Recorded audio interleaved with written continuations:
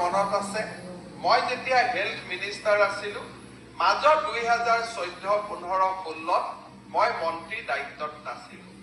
17-16 চনত যেতিয়া মই স্বাস্থ্য মন্ত্ৰী হওঁ নতুনকৈ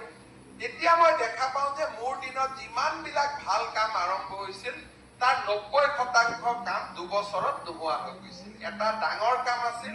স্বচ্ছ নিযুক্তি কিন্তু সেই সময়ত আনকি নাৰ্ছৰ নিযুক্তিটো মানুহে টকা পইচাৰ ঘটনা কৰিবলগীয়া হৈছিল স্বচ্ছতা এক প্ৰকাৰ নোহোৱা হৈ গৈছিল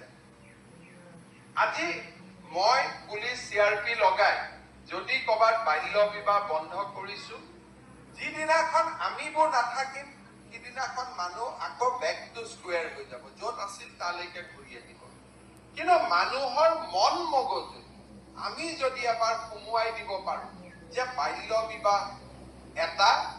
ভুল কথা যদি মানুহৰ সাইকোলজি সুমাই যায় তেতিয়া কি জেনাৰেশন টু জেনাৰেশন কি থাকি যায় আজিৰ জেনাৰেশনে আজি যদি ছোৱালীজনীয়ে ভুলতে সন্তান জন্ম দিলেও দ্বিতীয়টো সন্তান জন্ম দিওঁতে তেখেতে বহুতবাৰ চিন্তা কৰিব নিজৰ ঘনীয়েকক গৈ পৰামৰ্শ দিব যে কম বয়সত বিয়া পাতিব নালাগে আৰু